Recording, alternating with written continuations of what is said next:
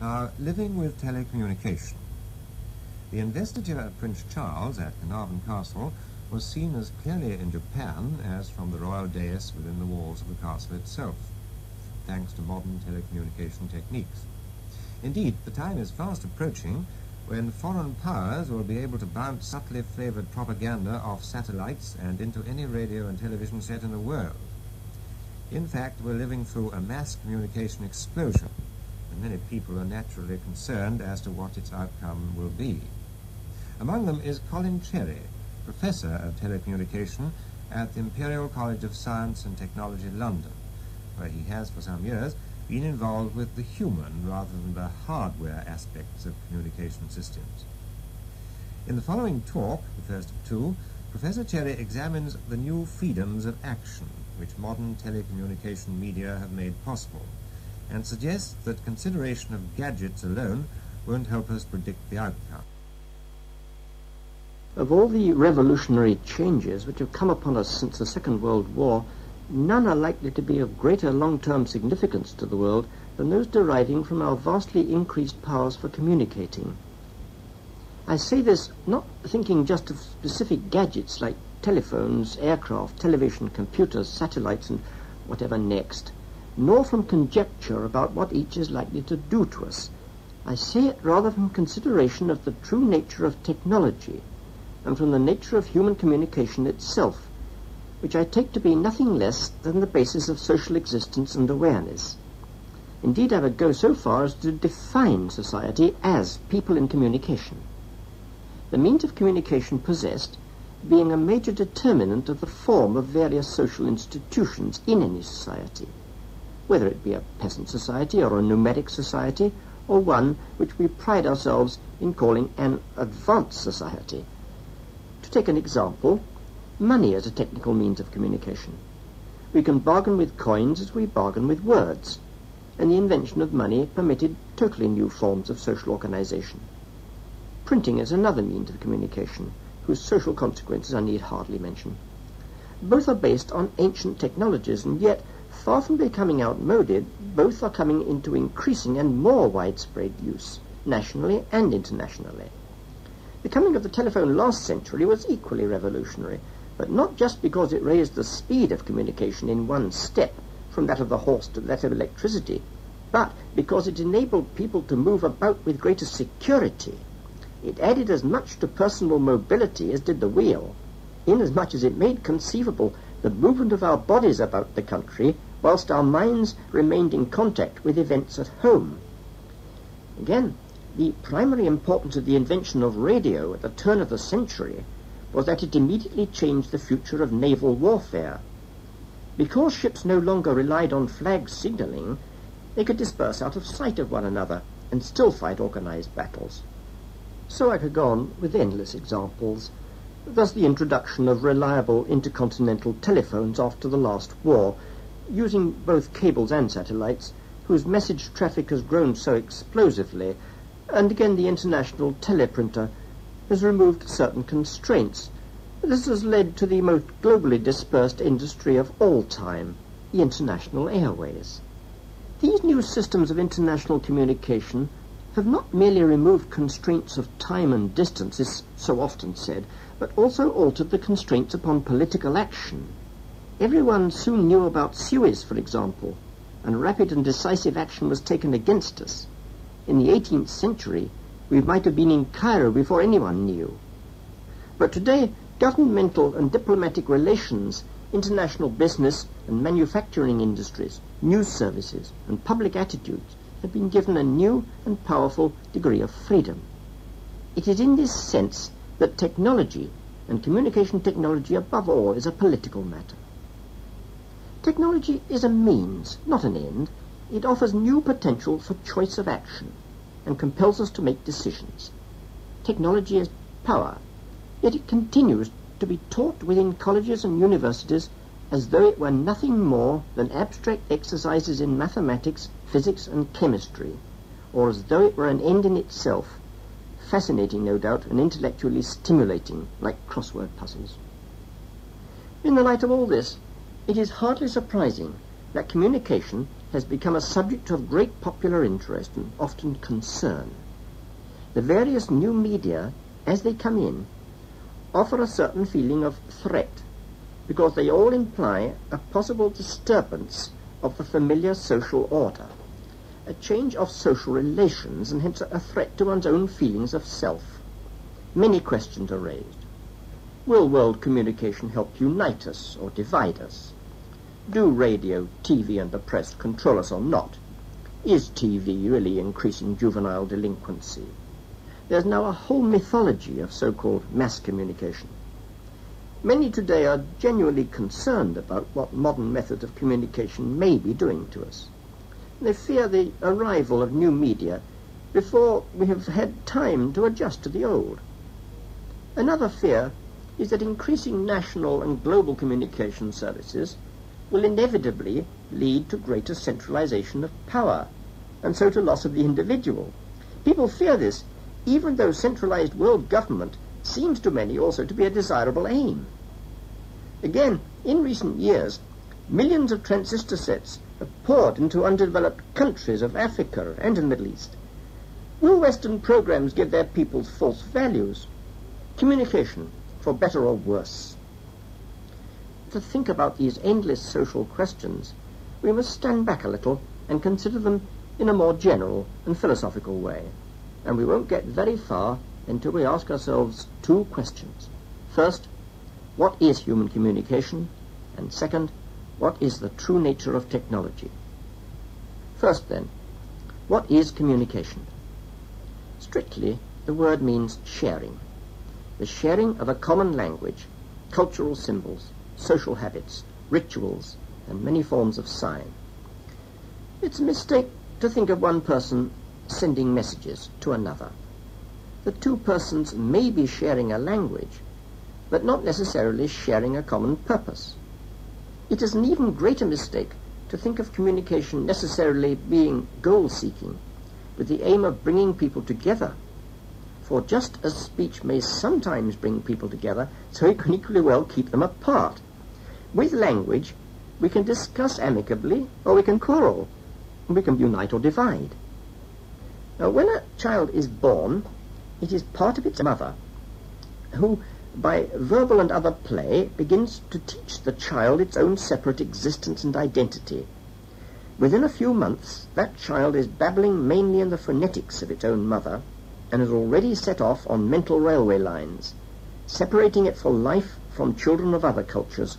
These powers of acquiring language not only distinguish man from the animals by a gulf, which the American philosopher Susan Langer refers to as one whole day of creation, but inevitably ensures his adherence to his own kind, his group loyalties, and much of his thoughts, his basic beliefs, attitudes, and feelings. To exist, a man must belong, and belonging to any one group implies exclusion from certain other groups. A man must belong, largely as taught when young, to a country, a social class, an occupation group, a family, a religion, within which he plays his varied roles, thereby seeing others as being somehow different. It was the pioneer sociologist Emil Durkheim who first argued clearly that an individual and his society are inseparable, that he cannot have any concepts of his separate existence and nature other than those taught him by his society, through its language and its symbols and signs. Whether these concepts number among them the concepts of choice or of change or of challenge, however, will depend upon the conditions of life within that society. Now we, with our newspapers and TV and advertising, have such concepts deeply and perhaps over-deeply instilled. It may be that within some pre-industrial communities who are wholly absorbed in back-breaking labor, just scratching out the barest necessities of existence, these ideas of choice or change would arise in no one's mind, nor perhaps would they have much idea of individual existence. For, in the words of another sociologist, G.H. Mead, it is as we act that we are aware of ourselves. Now, where such freedom of choice exists, challenge and change are possible, and it's the man who says no, or you're wrong, who is the source of progress, because he can be asked to state his reasons or to give his new ideas. That is, he can be challenged. Language then serves both for assenting and dissenting, and dissenting or disputing are vital to change. If language served only the purposes of social integration, of unquestioning agreement, it would lead to a world of authoritarianism, a world ruled by cliché and slogan. And authoritarianism is not really communication at all, not a sharing. It is its denial, a refusal to communicate. This, then, seems to be man's inevitable fate. He is born and raised in groups. To be a person, he must belong to a language community, to a country, to a class, to an age group, to many different groups, within which he plays his roles, adopts his loyalties, and sees himself as one of his kind. He may indeed work very hard to learn a foreign language, which may perhaps give him an interest in its people. He may travel and visit them and feel closely with them. But the concepts instilled into him by his own kind puts an invisible barrier about him that is very difficult to remove. I may struggle half a lifetime to learn Russian, say, but I can never be a Russian. It is upon our very varied world, with its immense variety of languages and physical and social and political conditions, that technological inventions have suddenly sprung. The two worlds, the human and the technological, are different in their natures in this way. Man is evolutionary, technology is revolutionary. All modern technological societies must therefore develop under constant shock and strain, at least until we have learnt to develop institutions, say of government or education or law, which will have vastly greater abilities to adapt than those that we've inherited today. For the scientific traditions of the past 300 years have led us to an overwhelmingly greater understanding of material and impersonal things than they have those of people and institutions. With our accelerating technology today, we are reaping the bitter fruits of this, an ever-mounting number of moral problems and dilemmas. Now this brings me to my second question: what is the true nature of technology? I'd like first to answer with a denial and say that, in my own opinion, it ought essentially not to be the study of things, nor is it meaningful to define it as applied science. It concerns invention, design, the making of artifacts, but it's always artifacts for persons. Furthermore, technology is irreversible. What has been invented cannot be uninvented. It may remove previous constraints upon a society and open up new modes of acting, living, and feeling, and social adjustment to these new possibilities can be painful.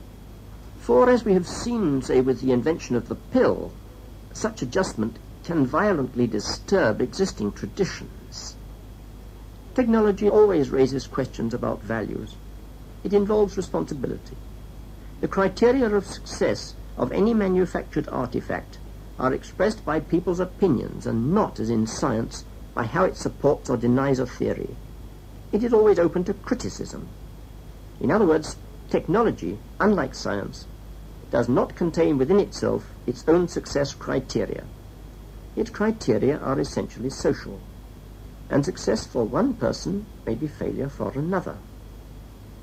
An artifact is designed for a person or a class of persons, and the design will depend upon who those people are, upon their conditions and needs. To take a simple example, the transistor set came upon us when it did, not just because somebody knew about solid-state physics and decided to apply it. No, the military aspect apart, the transistor set was successful at a time when millions of young people could afford the luxury, and also because, being small and light, it suited a generation who for the first time in Western society could travel about extensively. However, cheap transistor sets are now pouring into areas of the world where social conditions are very different from those of Western industrial countries who first created these things. They are being taken up within tribal societies, and increasingly within the traditional societies of the Middle East. President Nasser once said, radio now counts far more than literacy, meaning that for promotion of change and political awareness at least, backward countries no longer had to wait until the majority of their people could read. So with all today's technologies of communication. It is quite wrong to think that a Western film has the same effect upon, say, an African village audience as it does upon us. We may see the plot, or speak disparagingly of horror or violence or sex, and worry about what effects these may have upon them. Yet they may be far more fascinated by the film star's clothes, or just by the sheer movement going on, or by details that are quite trivial to us. To some extent, such realization is comforting, as it is when we remember that many African schoolchildren have been taught to read through such apparently irrelevant literature as Pride and Prejudice or Great Expectations or the writings of Shakespeare, with no apparent harm done. What then is technology? It was the existentialist thinker Heidegger who saw its real nature when he called it mediator between man and raw nature. Technology offers us new freedoms of action or liberties of choice, though we may not always be able to choose those actions, say for economic reasons or educational or moral reasons.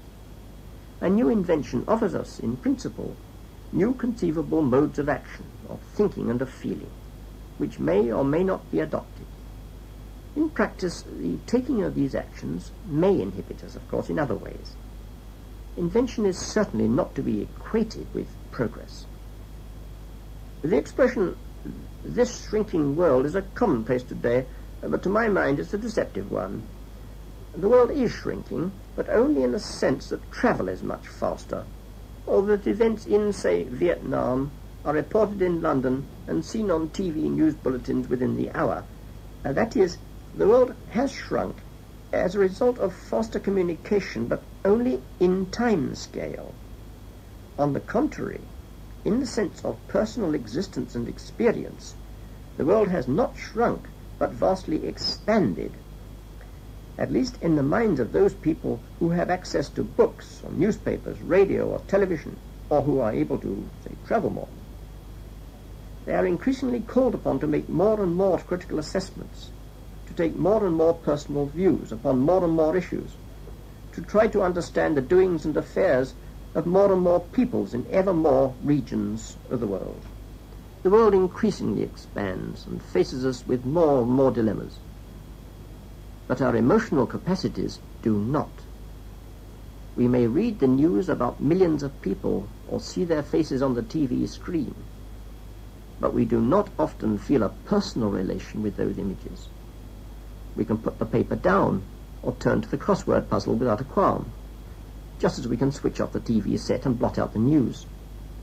After all, how many friends can a man have in the sense of real personal involvement and compassion? A dozen? 100 maybe? Something on a village scale of size? On no account can he have 1,000,000 or 1,000,000,000 friends, not known as persons by name, nor their individual hopes and tragedies. The world can never be my village. World communication offers no possibility of bringing together millions of people into a sense of personal involvement. The ever-mounting volume of news that presses upon us, brought by modern technology from most corners of the earth, require us to adopt some personal attitudes towards millions of different people. We cannot see them as individual persons, but only as institutions, as abstracts, and speak of the Biafrans, the Chinese, the Americans. That is, not as persons, but as personifications. I am certainly not suggesting that it would be better for all of us if we stopped having the news, merely because it cannot be personal. For one thing, news can be the antidote to dangerous rumor. But today's fast-expanding technology of communication is of unique and unprecedented significance to the future of the world, for it is not confined to single countries or language groups or cultures, as with much of our past technology. It is essentially global, and it is upon these global implications for the human race that I would like to offer opinions in my next talk.